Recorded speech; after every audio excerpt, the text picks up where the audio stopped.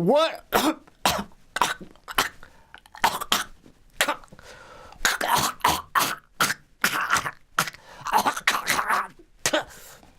Furball.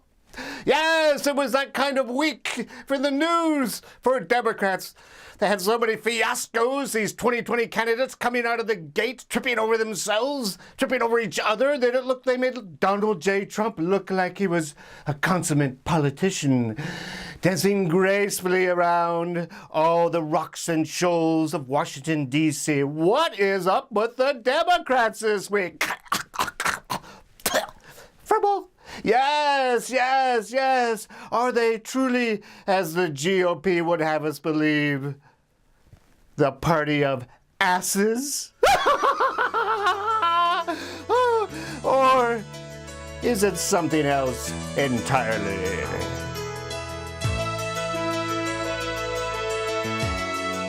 Yes, campaign slogans. We're hearing a lot of them this week. Remember this one? Tippecanoe and Tyler too. Yes, I know you discuss that one with your kids over cornflakes every morning, don't you?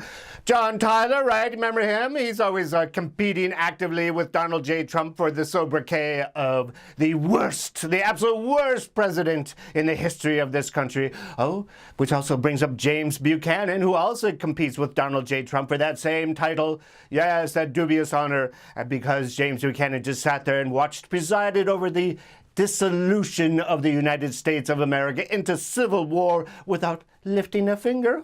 What a schmuck. Oh my God. Yes, campaign slogans like Tippecanoe and Tyler too, or FDR's The Happy Days Are Here Again. Yes, blithely ignoring copyright protections and just snatching up that song and using it for his campaign slogan. But my personal favorite right now is Vote Al Smith. Make your wet dream. I know, you're thinking, oh no, there goes Jeff with yet another one of his blowjob jokes. No, this is actual history, American history. See, it has to do with Prohibition. Yes, it was 1928, that presidential election, and at that time, if you were against the manufacture and distribution of alcoholic beverages, you were known as a dry. And if you were a favorite son of the Tavern League like Al Smith was, you were for the manufacture and distribution of alcoholic beverages. In that case, you were known as a wet. So make your wet dreams by voting for Al Smith. In that same vein, there's cocks and cocktails. Oh no, he's doing more penis jokes. No. This is also historical, also Prohibition. This is, what was it? It was 1920, it was Harding's campaign, and his opponent was John Cox. And so Harding, being a Republican and a dry, was saying that Cox is a wet. And if you vote him in, then Prohibition will end, and we'll all start getting drunk again. Whew, as if that would be so terrible. And then my third favorite is from FDR when he was running for his third term, and the Republicans circulated this button. And you can get all these buttons on eBay, by the way. What was it? It was, yes, no man is good for a third time. I guess they didn't do multiples back then. Woo! I wonder if there are multiples in the Kama Sutra. Anyway, yes. Yes, what was I doing? Yes. Oh, yes, campaign slogans and debacles, the fiascos of all the Democrats this week. Oh, it's like, well, John Hickenlooper. Who? John Hickenlooper. Who? Yes, the governor of Colorado. And he was trying to make himself clickbait this week, trying to get his name in the news because everybody keeps saying who. And so he confessed that he took his mother to that classic porn film Deep Throat back in the 70s when he was 18. Ew! Did we really need to know that when he was coming out of the gate announcing his candidacy for president? I think not. Who else had a fiasco this week? Oh, Kirsten Gillibrand. And I always have a certain affection for her, not because she was my first pick 3 years ago. I thought she was the new beacon, the new light, the new dawn for the Democrat Party. And what has she done with her last 3 years? This guardian, this warrior for the Me Too movement. Why? Well, she got Al Franken fired, right? And she didn't even wait for the the Senate, ethics panel to look into it. She just called for his resignation after all those accusations came up about him groping women's backsides at the state fair. Minnesota must be a very strange place. Anyway, yes. And of course, karma is a bitch, and so now she's got all these Democrats who are friends of Al Franken who are out for her blood. And so, in this first week of her candidacy, the news broke that a junior staffer was accusing her office of mishandling her own sexual harassment case. See, there's this military advisor to Kirsten Gillibrand in her office, and apparently he was sexually harassing a junior staffer. And when the junior staffer complained, as the guardian of the Me Too movement said she should, she was told by Gillibrand's top staff, well, he's a military expert. Do you know the difference between an M4 and an M16? No? Well, then shut the fuck up, or you'll get fired. Does that sound like the guardian of the Me Too movement? We may never know which way it went down, right? Was he said, she said, who's telling the truth, who's not? But here's the thing. She can't seem to get her story straight, Kirsten Gillibrand, on this whole matter. It's like listening to Brett Kavanaugh talk about the Devil's Triangle and trying to convince us that, no, it's not an MMF, another porn star reference. How many more can we do in this one episode? Yes, the MMF, it's a Devil's Triangle, it's two guys and a girl, right? No, Brett Kavanaugh says, no, and that sweet little choir boy voice with his eyes so wide, pure, full of innocence. It's just a drinking game, like quarters. Yes. Right, or it's like listening to Kirsten Gillibrand talk about this whole fiasco. It's like listening to Donald J. Trump talk about Stormy Daniels and the hush money payment. Oh, yes. There was no affair. There was no hush money payment. Yes. Then, okay, maybe there was something, but talk to my lawyer. He's a really good man. I worked with him a decade straight. Every word that comes out of him is God, honest truth. That is, okay, well, so maybe there was a hush money payment, but I don't know anything about it, and stop listening to that damn lawyer of mine because he's a scalawag, a rogue, he's a lying cheat. Yes. Do we really want another president like that? I think not. Who else had a fiasco this week? Oh, Amy Klobuchar, Miss Not-So-Nice Minnesota, the senator next door, right? That's what she called her book. Right. And she turns out she's a serial assaulter of her staff, calling them in the middle of the night to yell at them when something isn't quite right to her liking, throwing a foaming rage in the office, throwing things around the office, hitting her staff in the head with a binder, all that kind of thing. And there she is at her candidacy announcing, talking bravely about climate change, and all this is just like fomenting in the background. And she can't seem to get control of the story, can't get control of the narrative, and it's just killing her. Do we really want another hopelessly incompetent president like that? I think not. Don't you? Yes. Yes, where am I? Oh, Liz Warren. Yes, Liz Warren. Now, whenever I talk about Liz Warren, we all have to know one thing. I want to have her baby.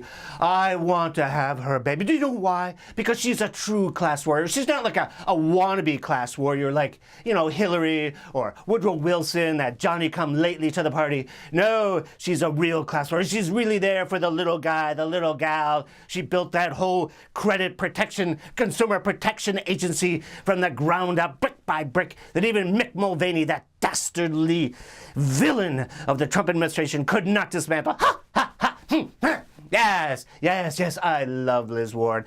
Still, I don't think she's presidential timber. I see her as the Secretary of Commerce, and why not have her parading this land? Yes, looking up the skirts of all those corporations, making sure that they're paying their taxes and not dumping toxic sludge in our rivers. Or, better yet, make her the Secretary of State. Yeah, she could be our own Liz, Joan of Arc.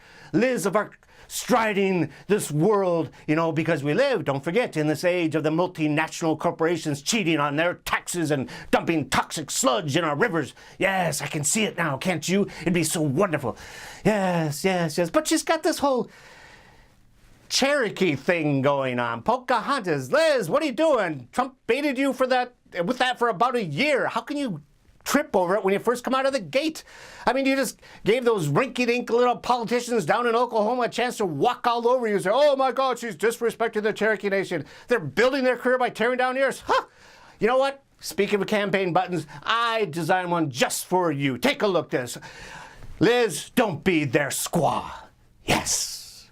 Who else? Well, let's see. Well, there's Bernie, who, You know, everybody keeps talking about Beto and asking the question. He raised $70 million and lost $70 million trying to defeat Ted Cruz. And the question is, can he raise that kind of money running against Democrats? The question for me is, can Bernie recreate the magic of 2016? I don't think so.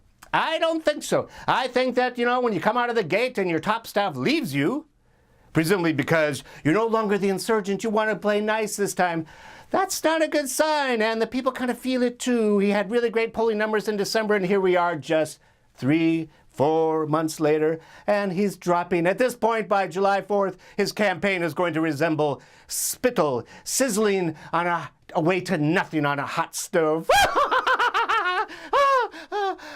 Who's left? Oh, Joe Biden, Uncle Joe, if he could just get out of that armchair and actually run. And all this news lately, they're just going to get Stacey Abrams to run on his campaign. Why? Because, well, maybe she'll get him out of the chair. Yes, we'll have to see. But in all fairness, I think we should go easy on the guy because, you know, running for president is really the worst job in this world. Being president might be kind of cool if you're into that kind of thing, but running for president, it's worse than digging a ditch. It's worse than picking strawberries in the rain. It's worse than being a short order cook during the bar rush. It's the worst thing. It's like shoveling toxic sludge, because that's what you're doing for 2 years. Who wants to do that? Yes, probably the most interesting appraisal of that or view up the skirt about that I've ever read was Bobby Kennedy. And I was just hammering his brother the other day. Did you see that? Wasn't that fun? Where's that card? Oh, there it is. Check it out.